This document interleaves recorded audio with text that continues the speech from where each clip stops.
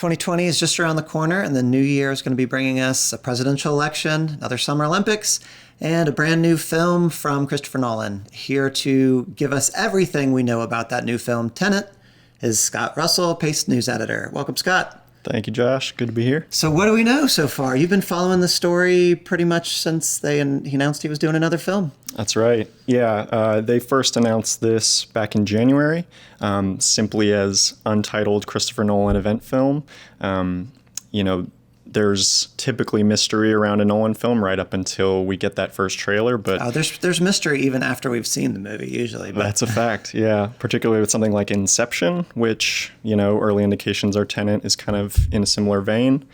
But yeah, Warner Brothers first announced this way back in January, what feels like an eternity ago, given how 2019 has been going, and it wasn't until about mid-May that we got any kind of detail on this thing.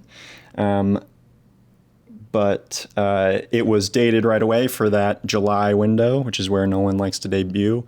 His past couple of hits have all been in that window. Aside from Interstellar back in 2014, that was in November. But right in Nolan's sweet spot, they announced that and said it, and event film was all we got. No cast, but the implication it being Nolan is he can get whoever he asks. Yeah, and even the trailer that is only in theaters right now doesn't really reveal a lot about what's going on in this film. No, definitely not, and we'll get to that because that's particularly mysterious as well. That it's something you can only see in a physical theater, and again, very Nolan.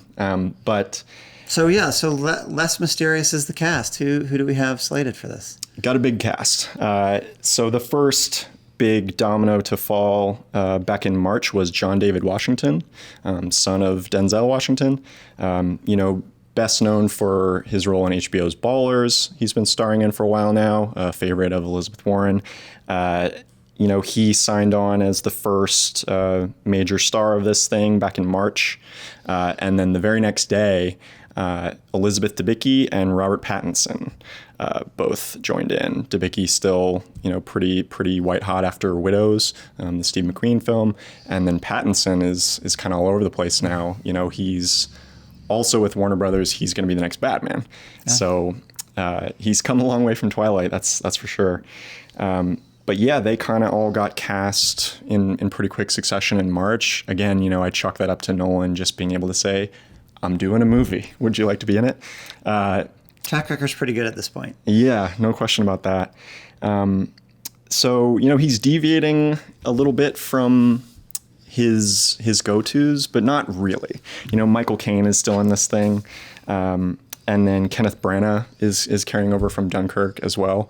But yeah, with John David Washington, arguably, the least established star that he's had in a little while. He worked with Leo in Inception and, Tom Hardy popping up again in Dunkirk in a key role. So that was kind of that core trio in that cast. And then we got the full cast when Warner's officially announced that the movie was in production, and that wasn't until May.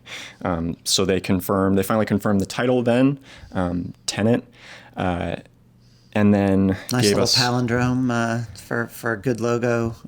Absolutely, display, yeah. Knowing Nolan, that was completely intentional.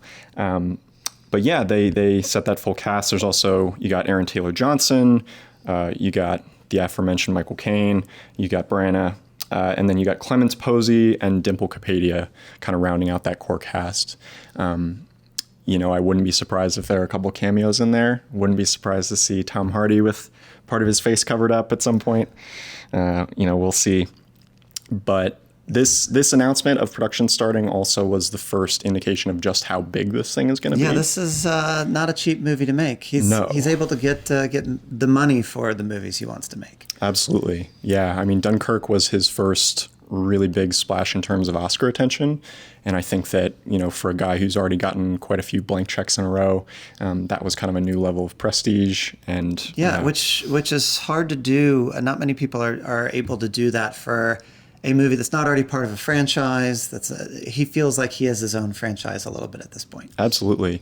Yeah. I mean, the fact that We don't have any idea what this thing is, and it's greenlit for reportedly a $225 million budget. They're shooting across 7 countries using a blend of, they're shooting on film naturally, 70 millimeter, and IMAX cameras are also in the mix. That's his biggest budget for a non-Batman film. That's right. That's right. The Dark Knight Rises budget was reportedly $250 million, which is... So you're almost in comic book movie territory here. Yeah, absolutely. And that was coming off The Dark Knight, one of the biggest hits of recent memory. So this is big. This is going to be a big one. But yeah, and he's, it's not just the cast. He's got quite a crew. He's got some familiar collaborators returning. He's also got some new ones stepping in to fill in for some Nolan regulars who couldn't work it out.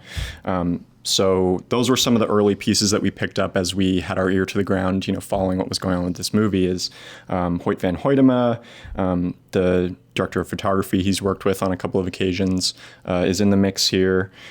His go-to production designer, Nathan Crowley, is also on board. And, that production design is arguably a Nolan signature, like one of the foremost Nolan signatures. You think of Inception, you think of Interstellar, and the amazing visuals of those films. Absolutely, yeah. And, from what little we've seen of this in terms of footage, it looks very consistent with the exact kind of titles you name. Well, that's great. So when are we going to know a little bit more, do you think? I mean, you've seen the trailer. What can you tell us about what's happening with this movie?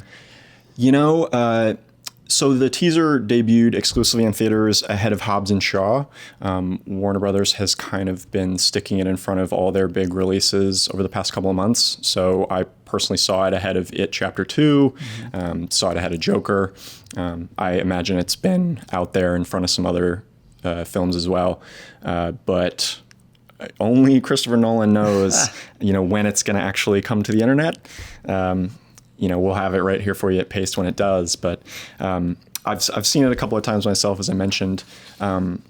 Next to no information you get from this thing. Well, we don't know when the full trailer is coming, but we do know that the movie is coming July 17th to 2020, coming to IMAX and theaters near you. That's right. Yeah, watch out for it. Thank you so much, Scott. Thanks for having me.